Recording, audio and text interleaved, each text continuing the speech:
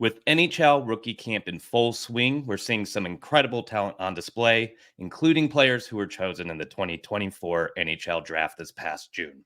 To help us break down what we're seeing and to give us the inside scoop on the scouting process, we brought in someone who's basically the Mel Kiper of hockey. If you're new to the sport, he's the go-to expert on NHL prospects. You may have even caught his detailed analysis on Sportsnet, where he dives deep into junior hockey with unmatched expertise. We're thrilled to welcome Sam Cosentino to the Clean Hits podcast today. He'll be recapping Utah's picks from the 2024 draft, sharing some of his insights on the scouting process, and giving us a glimpse of what to expect as we look ahead to the 2025 NHL draft. So, without further ado, welcome to the show, Sam. How are you doing? Wow, what a nice intro that is. Yeah. Way too kind. I'm a little bit worried about the accuracy of all that. No, too kind, guys. Thanks a lot. It's pretty cool that I get an opportunity to kind of do something here with this new market. I know just from a behind the scenes perspective that everyone that I've talked to that's worked in the organization is really, really excited about the prospects of having a first class situation. And I think when you look at the ups and downs, the number of ownership changes that the club went through while it was in Arizona, it was a matter of time before stability came. Now, if we had asked ourselves 5 years ago if it was going to be in Utah, I don't think anyone would have had that answer.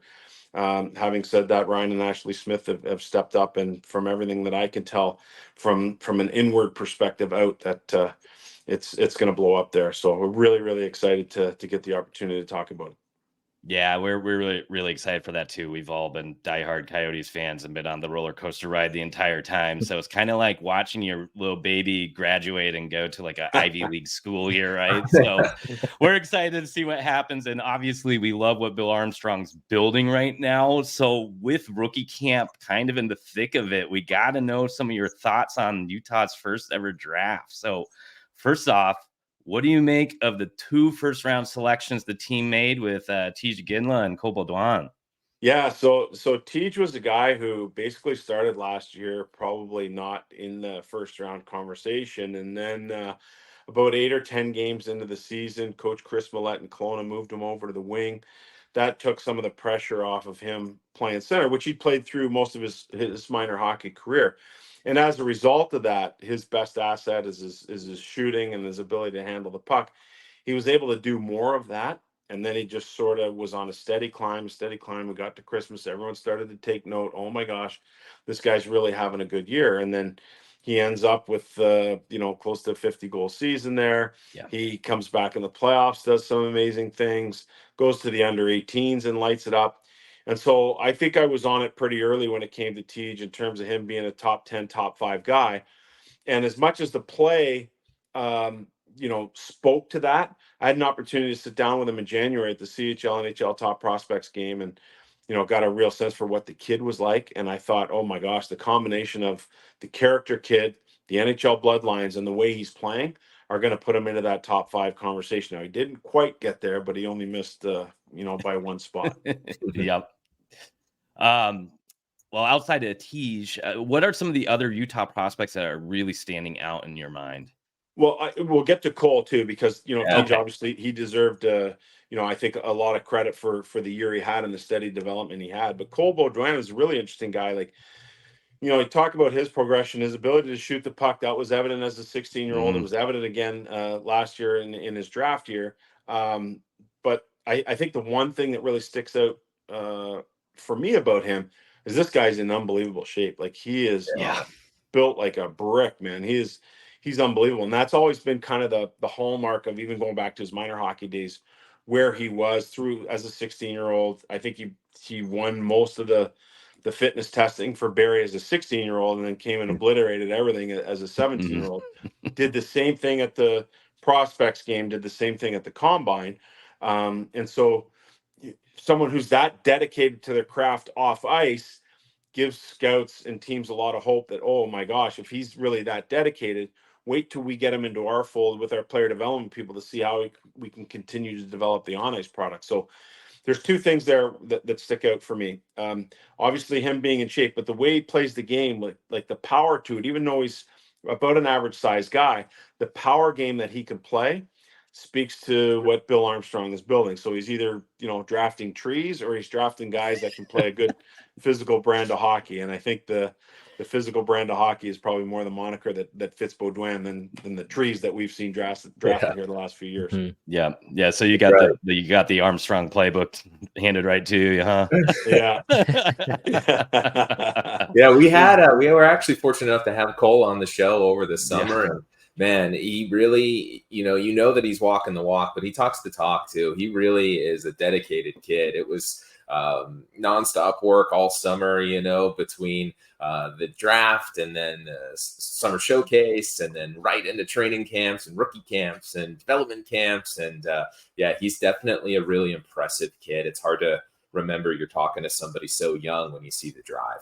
Yeah, I agree. And that's part of it. Like, we can look oftentimes when we're drafting players, but I think it's become really clearly evident over the last maybe 8 to 10 years, but even more so in recent times as the player, is the character, the personality. I mean, you're about to make a multi-million-dollar investment in somebody, especially your first round pick. You want that person to be able to handle all the pressure that goes along with that, the money that will come along with that, the responsibility of representing the club, the player's family and the player himself. Like, those things are really important, and not everyone can handle that. And so I think, teams have really started to pay attention to the deep dive into the character side of players. And, when I look at the two guys drafted in round 1 of 2024 there, you're talking about two exceptional characters, as well as their ability to play. Absolutely. So, the 2025 draft is upon us. 2024 just happened a couple months ago, but it's like ancient history already, right? And we've already had the Hlinka Gretzky tournament this summer, and the World Junior Summer Showcase. Are there any 2025 eligible prospects that really stood out to you at either of those events that we should be keeping an eye on here as we gear up for the new season of draft hype? It's interesting because those events obviously carry a lot of weight, and really the Hlinka Gretzky is essentially the start of the scouting season. But there are a lot of teams and people like myself that tend to watch it a little bit earlier than that. And so I think about James Higgins going back to 2 years ago at the under-17s, how he and Cole Eiserman ripped it up. We saw what happened to Eiserman, dropped to 20th, went to the Islanders. Now this is Higgins' year. He's going to play college. This guy's unbelievable. I'm so impressed. I had a chance to sit down with him in April and was so impressed by the young man, his drive, his determination, his skill, ability to score. Watched him a couple of times with the U.S. under-18 program as an underager in that program, and probably the program's best player last year. So super impressed with him. I love that young man. I think he's he's poised to do some really good things. I look at Matthew Schaefer, the 6 points leading all defensemen at the Hlinka Gretzky, plays with the Erie Otters, has had some unspeakable tragedies that he's had to deal through off ice here, going back to last year, and wore that captaincy with pride, played extremely well. His skating is the hallmark of his game, but I think the ceiling is limitless for this guy. So you're probably looking there at the top forward taken in Higgins. I believe he's the number one guy. I think he's going to go wire to wire in that regard. But I think Matthew Schaefer is a guy that probably people had looked at based on what they saw last year and said, all right, we really like the guy as a first round pick, but where is he? I'd say now that he's probably a cement top 5 guy with how well he started the year, and hopefully being able not necessarily to put behind him, the tragedies that he's had to endure, but be able to definitely manage them as he's matured as a person as well. And since BA's playbook of drafting either redwood trees or high character guys, are there any prospects that you kind of have circled that may be a fit for the Utah Hockey Club? Well, I'm actually really fascinated to see what happens this year, and it wouldn't surprise me that if this year they ended up somewhere in that mushy middle. Like, I think the team that what we saw in the first half of last year, I think before Christmas, was, for the most part, we're in a playoff spot. And I remember seeing them in Winnipeg in November and talking to Andre Tournier about it a little bit. And he said, yeah, you know what? We're actually pretty good, but we're thin. Meaning that if we have any injuries or we have any setbacks, like, that's going to be problematic because there's such a gap between where they were at the NHL level to where their prospects were not quite ready to get there yet. So when you're looking at that progression, now you're saying to yourself, okay, this is a team that I think now has the depth, some experience with the Coolies and the Gunthers of the world to be able to take that next step. Along with the trades that were made in the offseason, the goaltending situation looks to be pretty strong. Now you're probably looking at the mushy middle. And I say all that to say that when I'm looking at where we are with the 2025 draft, with it just being started and now teams in the preseason, feel pretty comfortable about a top 10 situation, but not necessarily past that at least yet. And I think Utah is going to be past that situation. I think they're going to be somewhere in the mushy middle. So it'll be interesting to see who emerges from that group. I mean, I've started to put together, like a top 10 list for October's top 32. And by the time we get down the road here a little bit, I'll have some better information. But I honestly see it as Utah probably picking in that mushy middle somewhere. And my research hasn't gotten me that far yet. All right. Yeah. Yeah, you're a wise man, Sam. A wise man. See, me as a fan, I get tricked every year. I watch the Holinka and I'm set. I know who's going to be the star of the show and who's going to be going top 10 and who I want. And then by the time the draft rolls around, some of them are in the third round and I'm the goose, right? But you're a wise man. So I'm like, he's going to say Murtka. He's going to say Fiddler. He's going to have these big, tough defensemen already figured out. And you're like, yeah, dude, it's August, right? Well, when they played, so. But it's funny. It's funny you say that because I think Fiddler's what, a 6'4" guy. Murka's what, 6'7". So that would fit obviously in line with where they're going. But honestly, when I look at those two guys, like for me to sit, I don't think they're top 10 guys. I don't think they're bottom guys. So maybe those are two guys that fit in that mushy middle. Now, I've seen some other prognostications that have both of those guys higher than that. So again, for me, it's kind of too early to kind of to look at what things would be like in that middle area. But those are two names that I think you should definitely be mindful of, especially with the history that Bill Armstrong has. Nice. It's like you read our minds. And Sam, we're also hoping you can walk us through maybe a day in the life of what you do. Like, how do you put together that draft list? How much time are you spending in rinks every season? Yeah, so as my work as an NHL panelist with both sports that the NHL network has increased here, it doesn't allow me to get in the rinks as much as I like. So you try and for me, I work with Jason Bukala, and he's brilliant. He's got the hockey side down. Was the former head scout for the Florida Panthers, was largely responsible, although we'll never get credit for what just happened with the Florida Panthers and winning the Stanley Cup. But he's the guy who really hones in on every single big event, and he's there and he's in the rinks and he's got a massive video library.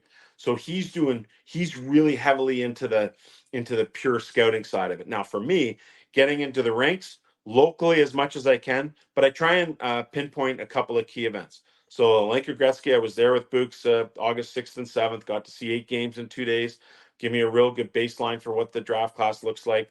I'll start going to some games here probably in the middle of October as guys start to come back from camps and you get a feel for what teams are like. But getting in there before everyone comes back is also pretty key too, because you're seeing 2025 draft eligibles elevated into a role that they might not necessarily be playing once all of the NHL draft prospects come back from their camps. So it's kind of an important time. So locally, I'll get out to whatever I can there. The CHL NHL top prospects game, that's a huge thing. The format of that will change. We're going to see something here announced in the near future about a 2-game set between the U.S. under-18s and the CHL that will be played at the end of November. That will be super exciting. So I'll watch both of those games. World Junior Medal Round, I'll attend that. And now with the under-18s being back in Texas this year is most likely an event I'll attend as well. But in between that, like there are 3 kind of key things for me. So usually in April, I get into Plymouth with the under-18 team for a bunch of interviews with the top program guys. I love that part. Usually around the CHL NHL top prospects game, we have a number of interviews that might change this year. So the timing of that may be a little bit different. And then at the NHL Combine. So from where Books and I attack it is he's super hard and heavy on the hockey, where I have some of the hockey stuff, but I'm looking really to try and unearth the background stories. And so combined, we make a pretty good team when it comes to having the full picture of a player when that player is introduced at the draft. But still, I get into the rinks as much as I can. I have access to video platforms as well, which makes both the analytics part and the quick viewing of shifts or goals or assists or hits or face-offs and that sort of thing. It makes it super easy for some of the guys that I can't get to, who are most likely based in Europe throughout the course of the year. But my NHL work does still allow me to travel a little bit. So if I get into Montreal, I'm trying to take a trip to Drummondville. If I get into Ottawa, I'm getting into Gatineau. If I get into Winnipeg, I'm getting over to Brandon. So you can kind of, pick some pieces and see some games outside of my local area as well. And I guess the last thing I'd say to that would be, the NHL is going to shut down, I think Feb 9th or in and around there for this Four Nations face-off. That will probably allow me to get out and do a bit of scouting into the Quebec League and the Western League. So I'll be in the rink, as much as I possibly can, but it's not as much as it used to be when Corey and I were working together. Right. Yeah. And when you're putting together those lists, I mean, we spoke of Bill Armstrong's preference for size. Do you have preferences that really can boost a player on your list? Well, I think the skating and the hockey sense to me are kind of the key things. But as a guy who more is honed in on the character piece, you want to try and find out about that as early on as possible. And so my network that ranges into Europe now, having done this for 11 years, allows me to kind of get that sense for what that player is like character wise pretty early in the proceedings. And so again, we'll be definitely looking at that stuff. Hey, maybe I pop in to see a game locally. I'll stick around, talk to a coach after, checking with the trainer, whatever other scouts might be there. Hey, what's the scuttlebutts? What are the stories? Here's what I'm hearing, information exchange, that sort of thing. So that's sort of how the process works, but it's being able to kind of take the whole picture. And when I'm looking at a player and what maybe discerns a guy from being 10th in the list to 5th is, you're going to look at point production for sure. It matters, even though every scout will tell you it doesn't. Size, if one player is bigger than the next player, then size is going to win out. If one player is a slightly better skater than the other player, that wins out. If his hockey sense is slightly better, that wins out. Then you add in NHL bloodlines, you add in character, and now you have a way of defining different spots amongst your top 32.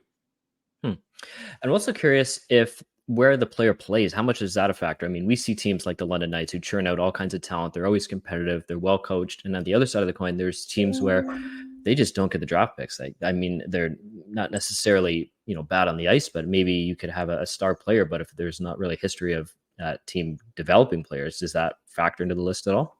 It definitely does. So I think back to the days of Luke Evangelista when he was playing with the London Knights. And as a 16-year-old, his responsibility and his minutes increased based on how he was playing 5-on-5 and based how much he was able to give him on the PK. Now, that progression doesn't normally happen that young for a player in that London Knights system. But by the end of the year, he was trusted in more situations, got some power play time, had a decent year, comes back the next year after he gets drafted, I think in the second round by Nashville, puts up 50 goals. And now you're seeing, okay, I see how this worked. He became a defensively responsible guy first, and then he moved up the ladder to be able to play the high leverage offensive minutes.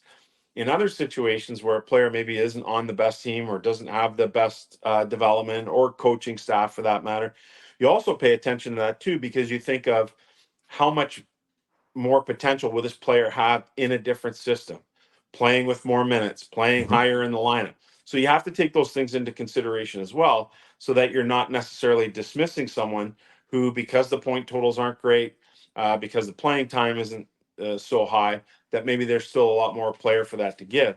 And I think that's where scouts who've had success find their gems and find value maybe a little lower in the draft for players that don't have those eye-popping points or not always playing the high leverage minutes.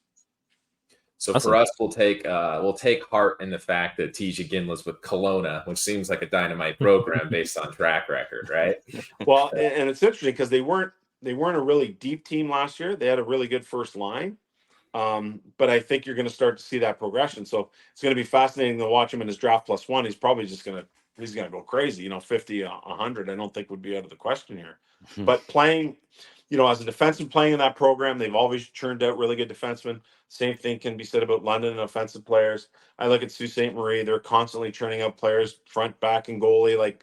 So there are certain teams that do have that reputation, and you put trust into that. and it probably helps corroborate what you think about that player if they're playing in such a good organization. But that's not to say you can dismiss players that are playing in lesser organizations, lesser minutes, lesser high leverage. True. Great point. Great point. So you mentioned that you've been at this a while now, and I think that's apparent. You're a big name in the space. I just wanted to ask you a little bit about some of the rankings and predictions you've made in the past, and like, who are some of the top prospects that you're most proud of your ranking on, that have really proved you right over the years? Is there anyone who comes to mind that you can think of? But I think about Tej, like I felt like I was probably the first guy to have him elevated in that top 10. And so I was proud of the work that I'd done on Tej, both person to person in January, but also with making calls to some of the support staff and talking to the coaches in Kelowna and talking to some other scouts. So, I was really proud of that. But I go back to the Pierre-Luc Dubois draft, and I remember I had him going third to Columbus in my mock draft that year, and people thought I was crazy. And I actually took some pretty pointed and nasty comments online for that. And then he ends up going exactly where I'd projected ahead of Puljujarvi. And, say whatever you want about that now. But at the time, I felt really, really strongly about that player and his prospects. And again, I'd done my work on him. I'd called the number of his games in Cape Breton. I'd watched him play, wing, center, fight, hit, score. I watched him do all of those things. And then there was a conversation we had with Jarmo Kekalainen at the NHL Combine that year. And I got the sense that he was not as high on Puljujarvi, and Puljujarvi was the guy projected to go in that spot. And so, I kind of put all the pieces in the puzzle together, and sure enough, he ends up going, he ends up going third overall. So that's another one that really sticks out into my mind as to someone who, really, really ended up being in the spot that I projected. But listen, it's still, it's a really tough thing to project guys and where they're going to go. And, I take pride in doing it to the best of my abilities. And, at the end of the draft, you usually look and you're trying to match up how many first round picks you actually had right and where you're kicking yourself and where you're like, oh, I get it, So that's an evolution. That's a constant thing that's always happening after every draft and mock draft and every ranking and that sort of thing. So it's always a work in progress. It's it evolves every year, and I'm glad that it does, because I think the more static things stay, the more mundane they become.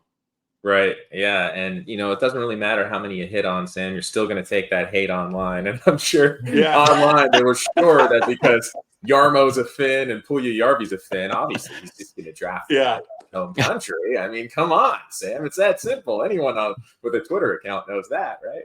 Yeah. Oh, man. It's a blast, though. Like, I love everything about it. I'm glad I get the opportunity to continue to do it. And hopefully it'll keep going here. That's great. Yeah, we're all big prospect nerds around here too, so we always really appreciate your work. And we'll be plugging away, not with the cool fancy software you get to use. We're just going to be buying CHL TV subs like pigeons, but enjoy your skip to the shift software. Now, you might have the inside track on this, but I think I saw a contest on the CHL website that you can win a free one. Oh, hey, you better enter. Yeah. All right. You don't have to be the pigeon. All right. Well, Sam, thank you so much for your time today. We really appreciate it. All the insight is just, we're going to probably sit around and talk about it for another hour or so. But again, really, really appreciate you coming on the show and giving us some time today. And I hope you have a fantastic year watching some new rounds of prospects as they creep up to that 2025 draft. Yeah, it's gonna be really fun to watch. It's gonna be a lot like last year, where I think we have a guy who goes wire to wire, and everything that happens underneath him is going to be pretty volatile throughout the course of the year. So again, another fun draft to watch. It's going to be fun watching Utah and what guys actually end up making the team. It's going to be fun watching the progression of Cooley take another step.